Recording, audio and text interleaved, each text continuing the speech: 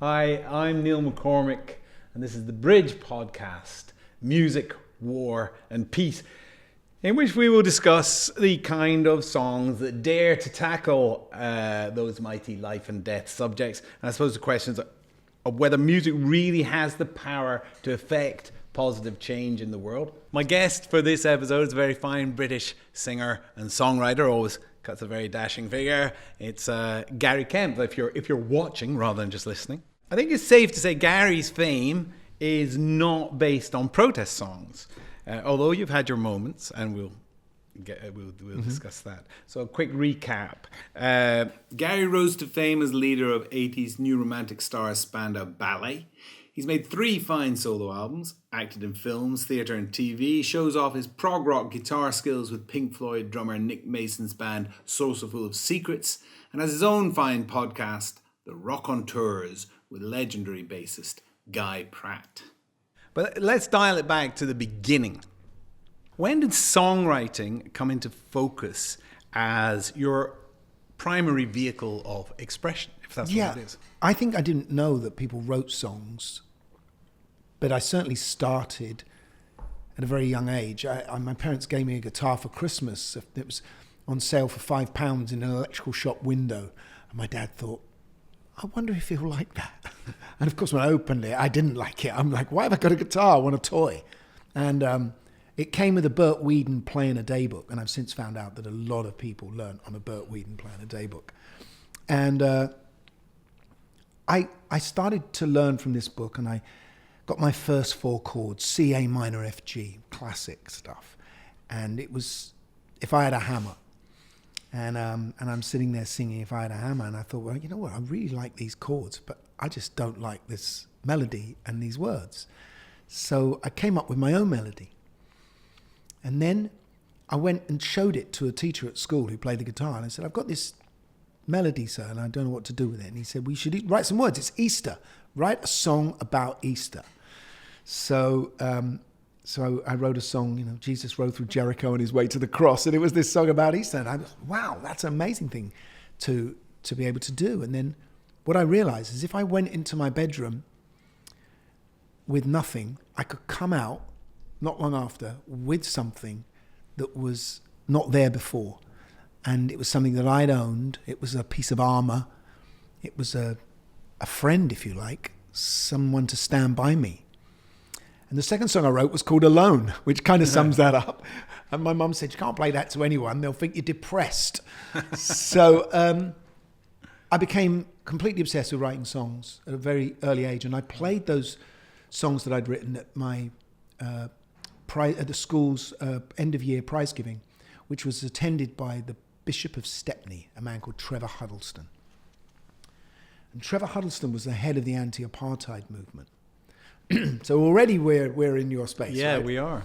And he appeared at we rented one floor in a house that had 2 other families and one outside loo that we all shared.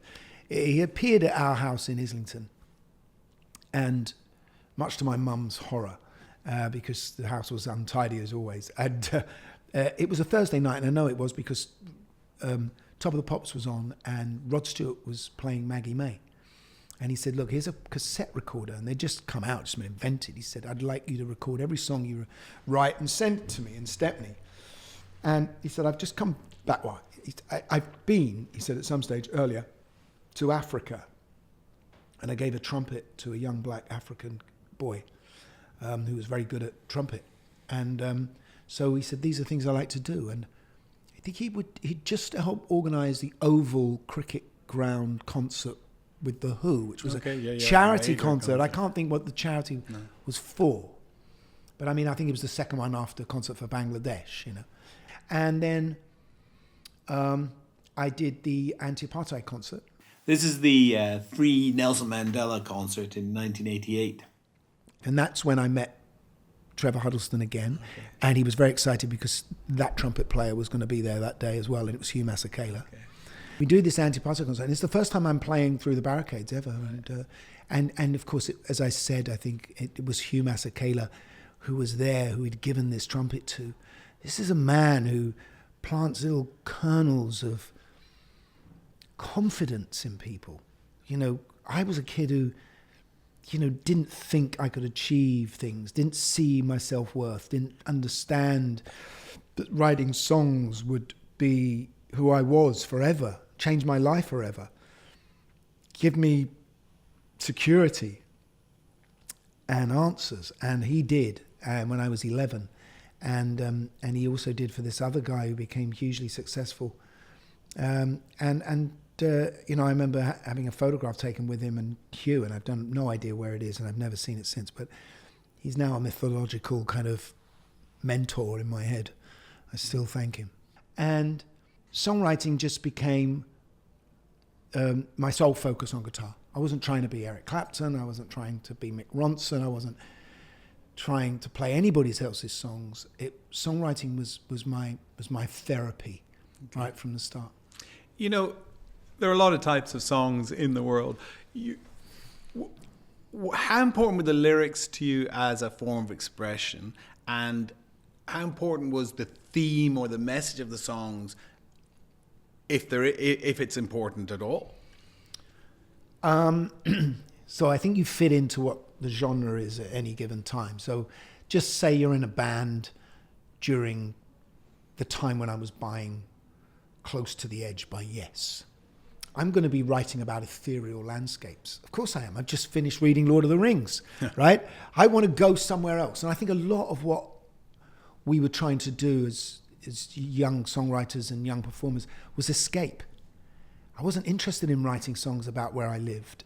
I was interested in writing songs about a higher plane. We were somewhere else in a cinematic world. But obviously when punk came along in 76, it was every line had to begin, I don't wanna, right? So it became this negative spin and this angry thing and the anti-Thatcher and anti-establishment. So the songs that I wrote when I was that age would have been like that, and in that period. But I think when you get into a pop band in the 80s, I say pop band because what I mean is a band that sells a lot of records, right?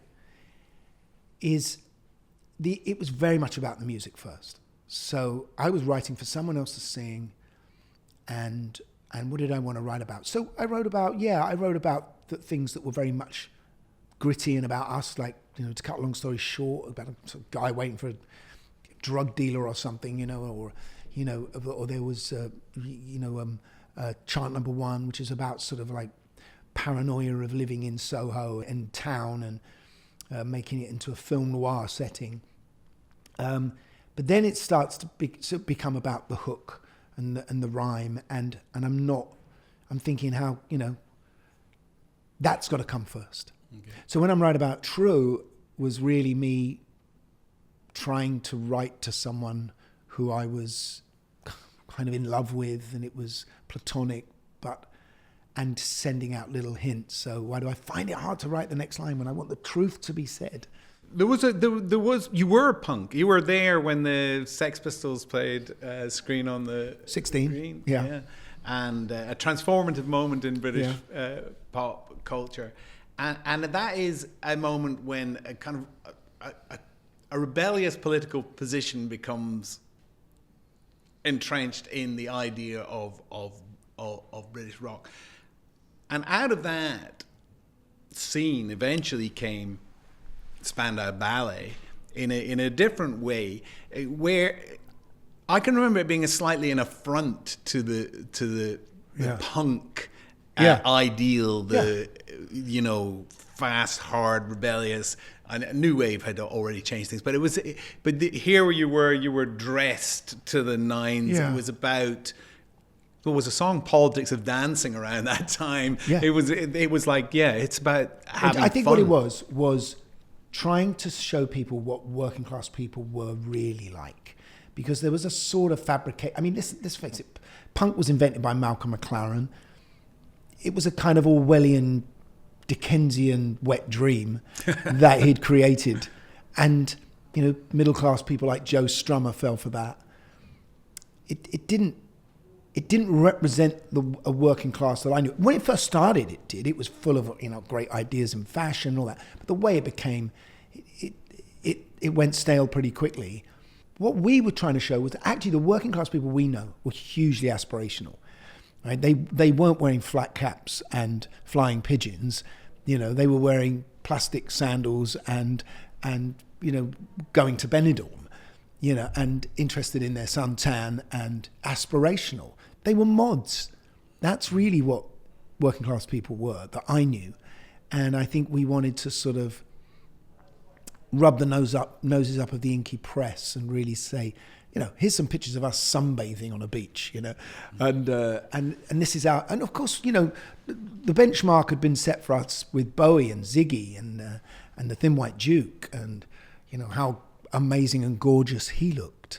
So I think our politics, it was still political in many ways. So it was still saying, you've got it all wrong, guys.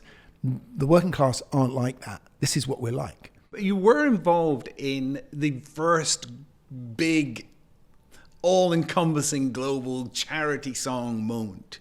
You were there from quite an early point. You were brought into the Band-Aid, the Feed the World. Yeah. What kind of impact did that have on you? Well, I think it had an impact on, everybody to this day was impacted by that.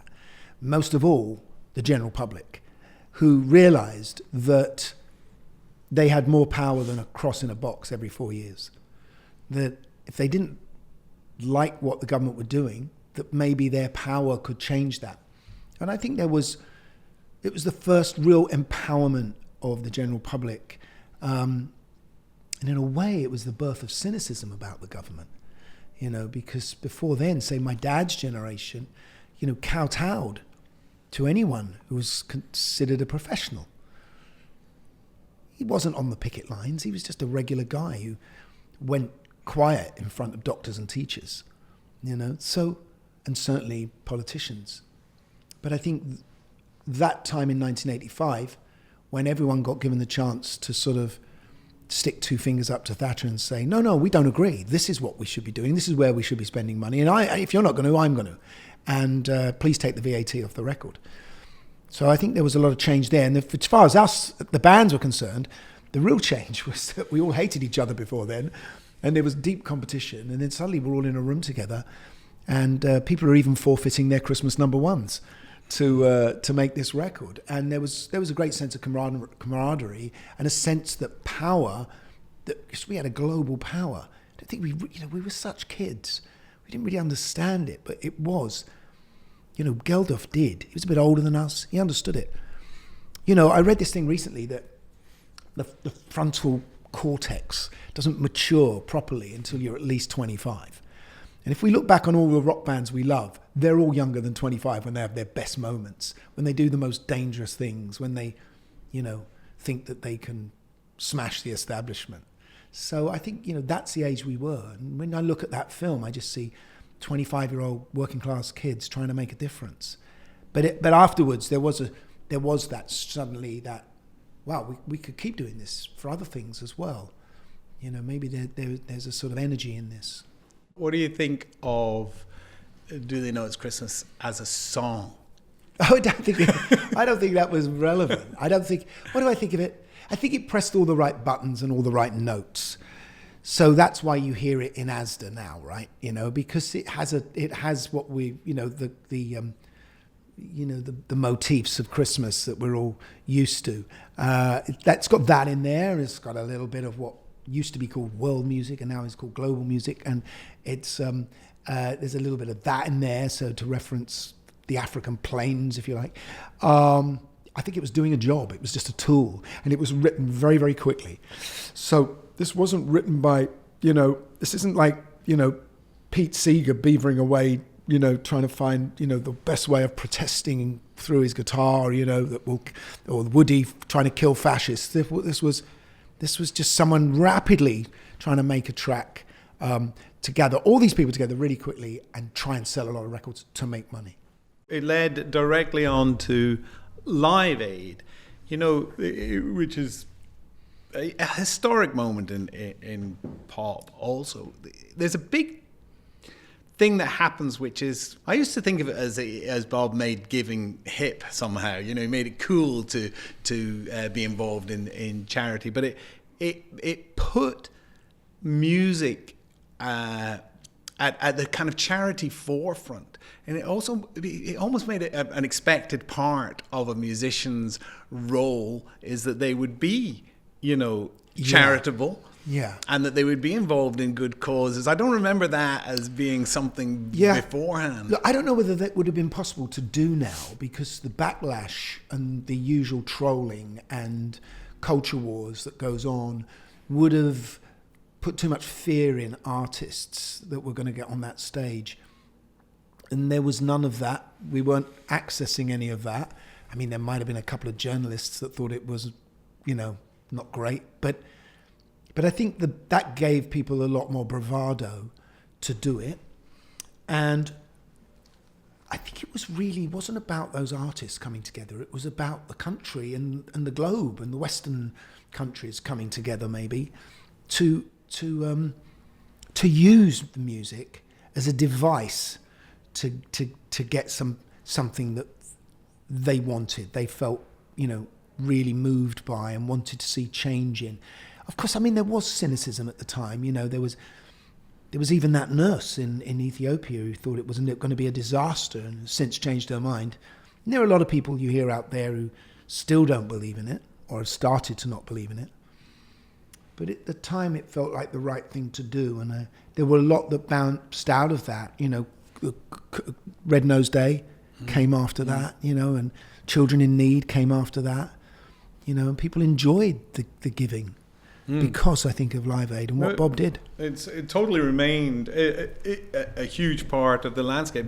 Before that, there were, songs, and the Beatles would say, all you need is love, and there'd be that kind of idea of a song. Well, there was Concert for Bangladesh, right? Yeah, there was Concert for Bangladesh, the George Harrison's concert in the early 70s. But after and musicians have always said the right thing for good causes, but after that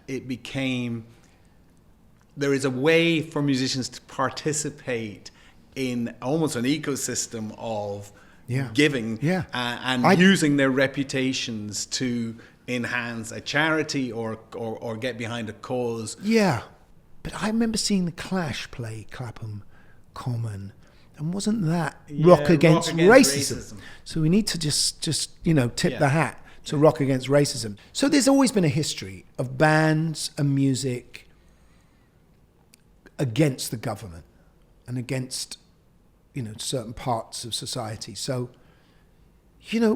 go back to the beginning of blues. That was someone trying to fight against their situation, slavery.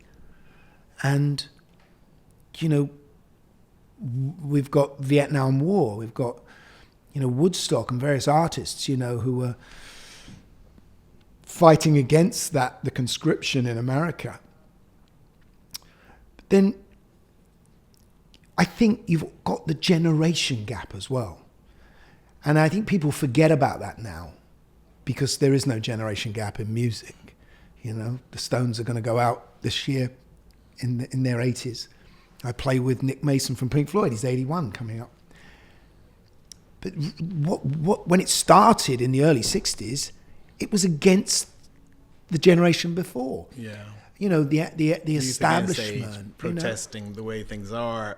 Yeah. We want to change. We've got our identity, and I guess against politics, certain political ideas.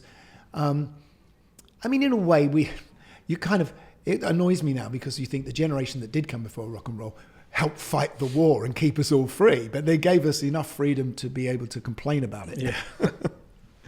Okay, well, let's talk about your song Through the Barricades.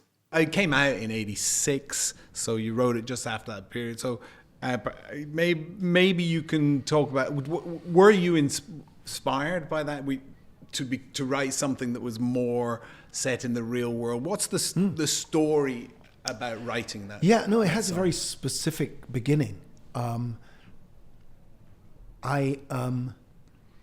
We had in the early 80s someone working on our road crew and on the merchandise side, a guy called Kids O'Reilly. Kids O'Reilly, that's his name. And Kids O became really friendly with us. He was friendly. He worked for Bananarama. He worked for Altered Images. He was a really sweet guy from Belfast. And his brother, Jim, Riley played drums for Stiff Little Fingers. And he did the True Tour with us. I think he did the True Tour. It was one of those early tours that he'd done. And then he went back to Belfast. And that summer, he was pulled up at on a street corner by some British soldiers. He was searched with him and some mates. He was just wearing a T-shirt and shorts. He walked away, and one of the soldiers got down on his knee and shot him in the back. That soldier was actually found guilty and sent to prison. But it was quite a shocking thing to hear. I know the girls from Bananarama went to the funeral. I think some of Altered Images went as well in Belfast. But anyway, when I went to play in Belfast in about 85, as part of the Spandau tour, I met Jim, his brother, and Jim said, would you like to go and see Kidzo's grave? So there's basically two big roads that go, one's the Shankill Road, one's the Falls Road, and one is the Protestant side of Belfast, one is the Catholic side, and I'm with Jim and we're walking on the Catholic side up to the grave of Kidzo, and I can see along all of these side roads leading between the two main roads, barricades and amazing graffiti. And I remember going to Belfast back in 1981, staying at the most bombed hotel in Europe, the Europa, going to do a radio show very early on in the morning with me and my brother in the back of a car, and being pulled up by the RUC, who were the kind of military police at the time, sort of Protestant run, I guess, and being told to get out of the car at gunpoint. Now, our clothes weren't that bad, right? But we were then asked what we were doing, and we were told we were, a pop band, and we were going to a radio show. So the tension was there. I remember sort of flying in and seeing the turrets with the military, with the soldiers with lookouts, and I remember tanks in the street. I could not believe I was in Britain. Anyway, so I ended up going to live in Dublin in '86 and working on that album. And I woke up in the middle of the night and the lyrics started to come into my head, this sort of Romeo and Juliet scenario. I didn't name Belfast specifically, but it was about that, and it mentioned, there was the phrase "a terrible beauty is born" in there, which is obviously from the Yeats poem about the Irish Troubles. And I think I was thinking very much along the lines of that city and this kind of Romeo and Juliet situation where two people make their love on wasteland, and through the barricades. So it seemed apt that I was there in Dublin. I think I'd obviously been reading a lot of Irish literature when I was there and Irish history, and wanted to write that song, and just really proud of it. And what worried me, if I can continue on that, is playing it in front of a Belfast audience. So we go to Germany, we record this song, it's on the album, it becomes a hit single. It's number 5 or 6 in the charts and in the UK, and then we go on a tour, and I'm thinking, oh my God, what are they going to think when I get to play at the King's Hall in Belfast?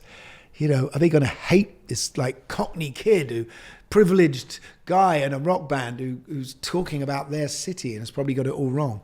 But all I remember were just like everybody singing it, and I remember this one guy who was sitting on the top of his mate's shoulders crying with his arms out in the air.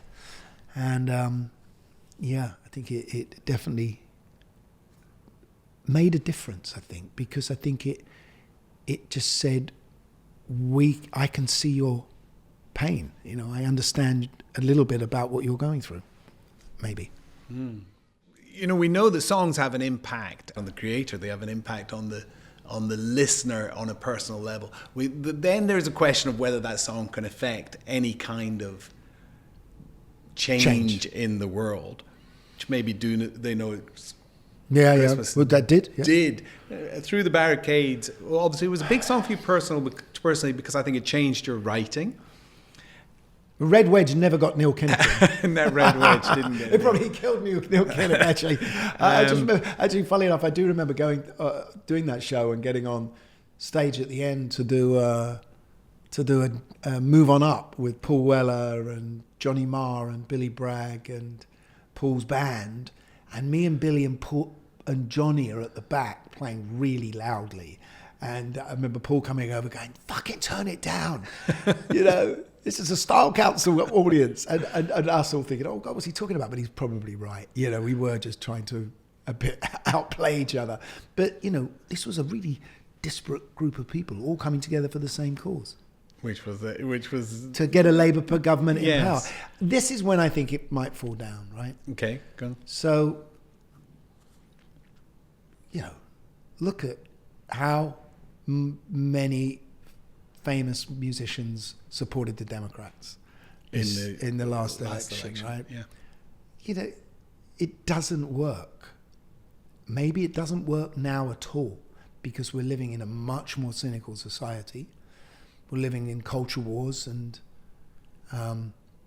if anything, I would say all of the support of all of those rich musicians like the Springsteens, etc., was detrimental to the Democrats. I don't think it was like, oh my God, I'm a Bruce Springsteen fan, I must vote Democrat. That never happened. In fact, Bruce has got it wrong, because actually in that last election, the blue collar guys went against Bruce. It was the Democratic Party that never got to understand the working classes. Well, that's an interesting area because, as a band, also you have an audience. You might have, now Spandau are not a political band, but you had pinned your colours, your political colours to mass. You said, I'm a Labour supporter. I'm involved in this Red Wedge, which is this Labour supporting block of musicians. But your audience, they might be conservatives, they might be liberals, they might be Green Party. Does that matter? Yeah, no, I think in those days it didn't matter so much, right? But I think today it does matter because we're so entrenched in our different sides, So, and I think then therefore artists are a bit more wary of it. It was brave of the likes of Bruce to come out on the side of the Democrats because he was probably just about to lose a lot of his working class audience. So I think it's a slightly different time, and I think it's a different time as well because those blue collar guys that all bought his records are now old people, and old people are fundamentally conservative, so they've probably shifted politically while he's been trying to, back in those early days of Pete Seeger, and he was probably the old man of rock, but he was still only in his 30s, and Woody Guthrie. It was still a generational divide.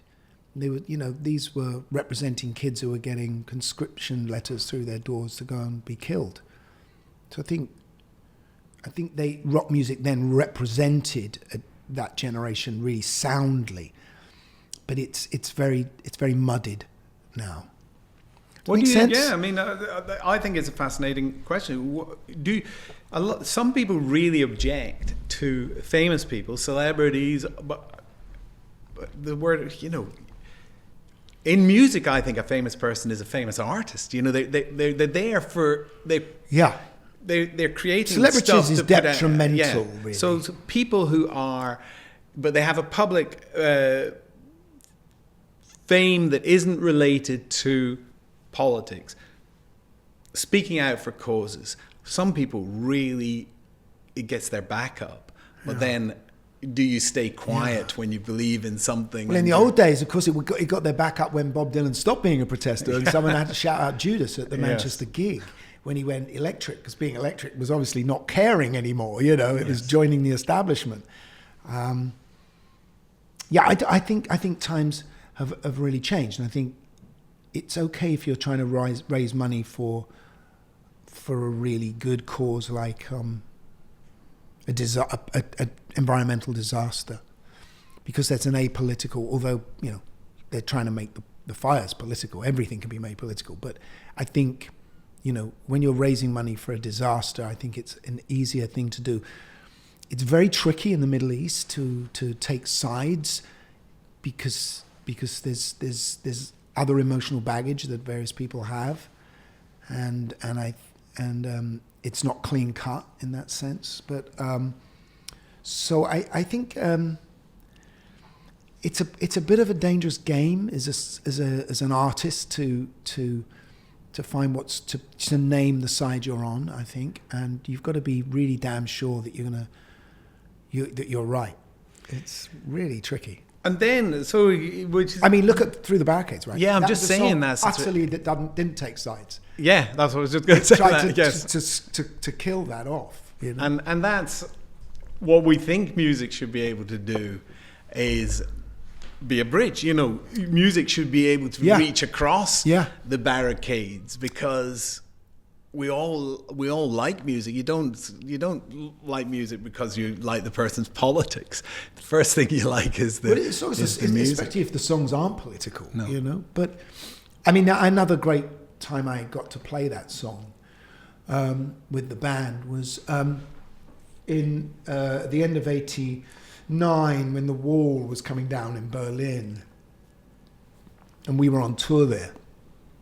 And I remember getting dropped off somewhere near the wall and walking towards it and thinking, those are really weird birds chirping in the trees. What are they? What are they? And as I got nearer to the wall, I realized what it was. It was people with hammers and chisels banging on the wall and breaking bits off of the Berlin Wall. And the wall has had great mythology in our lives, as you know. It happened in my lifetime. You know, I was aware of my dad being aware of it when we were kids and it first went up. You know, we all lived under the shadow of the bomb growing up in the 60s. And of course, Bowie sang about the wall, you know, and Cabaret and all of those, you know, that sort of obsession we all had with Berlin in the late 70s, mostly validated by Bowie and Iggy. And there we are, and I remember renting a little chisel and a hammer and banging a hole in the wall, or making it bigger. And as I did it, it fell out. An East German policeman looked through it, right in my face. And there were people going around in their trabans, you know, stuffed with people in the cars, just looking in shop windows and just looking at the wonder of the West. Because I'd been to the old East Germany, and it was pretty dour. I mean, not good at all. And you know, this was a sense of absolute freedom that these people had. And of course, that night we did Through the Barricades in the arena in Berlin, and I think it really connected for everybody. Well, that is something about songs as well. Is that moment that connect? Do people sing? How do you know it's connecting? What's the moment? You don't forget. You forget when you're in the audience. You never see the audience's eyes, do you? I do. You know, when you're looking down and you can see people looking up at you, you know when they're connecting or not. Of course, nowadays you don't, because they're normally looking at their phone. Yeah. You know? Yeah. So. You have 3 solo albums now, 2 in recent years, in solo, and your latest album, This Destination. You seem to be finding your own sound and style. I think there are songs about conflict. Okay. Listen, there are a lot more terrible things going on in the world than the conflict within Gary Kemp. But that's what I go into my room with as a writer. I think I doom scroll a lot. We all went through the pandemic, which shocked us all. None of us thought that could happen to us. And I'm reached a certain age. You know, I'm 65 now. Mortality, you're thinking about it a lot more. And I was really suffering a lot from anxiety a couple of years ago, and it manifested itself quite physically in me. And I really never felt quite, you know, I was going to see doctors, and then I went to see a therapist and realized partly that I hadn't grieved my parents, who had died within 4 days of each other. But fundamentally, you know, I think the conflict is at the questions that we're constantly asking ourselves. And I wanted to try and write that. And there's a track on the album called Take the Wheel. And it's about, in a film noir setting, it's kind of me as Humphrey Bogart looking for my nemesis inside me, but like stuck at this wheel in a driving city with rain pouring down, and please could someone else take control. And as I worked my way through the album, I found more resolution for myself and answered some of my issues and problems and found more peace. You know, I Know Where I'm Going is how I end the album, which is a kind of, I suppose it's a song about peace, really, my own peace of mind. And so I still think, you know, the juxtaposition makes the best song. You know, the opposites. Talk to a country star, they'll tell you.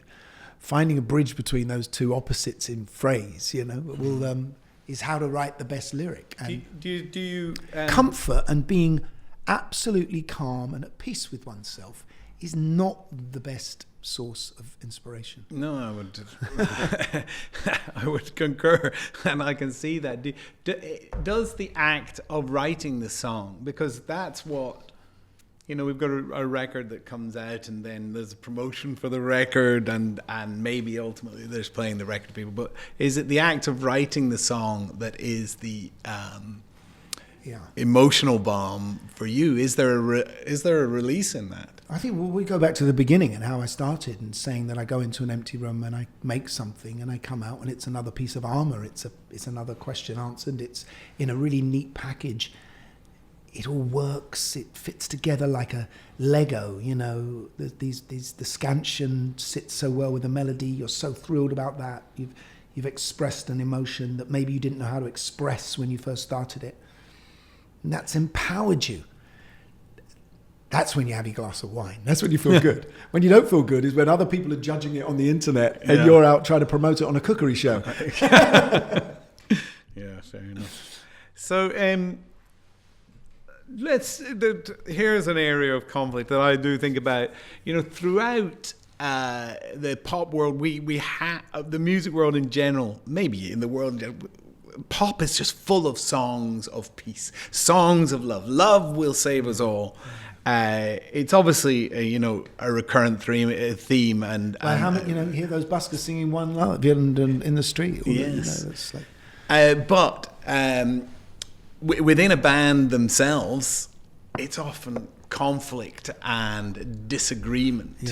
And that's the situations where you had Spandau Ballet were very much a gang, and then you broke up in rather bitter fashion. There was court cases. Then you reunited in quite a glorious way. The gang is all back together, and you broke up again in a slightly bitter fashion.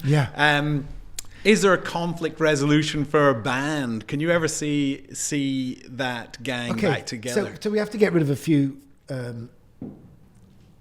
things that are not right. Bands are not usually friends when they get together.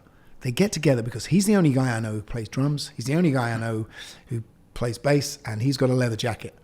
So that's why you get together in the room. So really you just work acquaintances in a way, mates from work. And you don't like all your mates from work, do you?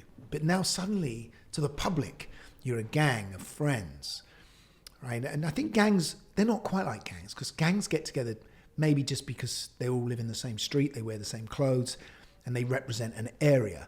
So it's even more tenuous with a band. So because people always say, can't you get your friendships back together? Well, no, maybe we were never friends in the first place. Tony was voting Tory that whole time I was doing Red Wedge. When we did get back together in 2015, after a very long time, I thought about that songwriting idea of coming back together, and I wrote a song with Steve Norman that was called Once More, that was about, having split up with someone you love, and then you get back together and you try and make it happen again, you try and find that magic again. Obviously, it was a very flimsy metaphor for what we were going through. But truth will out, and we split up again not long after that. Do you think music can change the world? Less and less, funnily enough. I think film might be more impactful. I think we're too tribal now. We're so divided, and those divisions were not there as distinctly 45, 50 years ago. I think there was more young people and older people. So I think certain artistic groups coming together from different factions and performing and making together that's where it really can make a difference. I'm thinking of like, you know, that orchestra that had the Palestinian and Israeli musicians within it, a Barenboim orchestra. So I think those things can be symbols of conflict resolution. Did that make sense? Did that? Yeah. I mean, you know, you're always wary nowadays of saying the wrong thing. It's so easy to say the wrong thing. It is. I mean, it is, and that's an interesting and dangerous area. Well, thanks very much. Thank you. Thanks to Gary Kemp. You've been listening to Music, War and Peace, the Bridge podcast.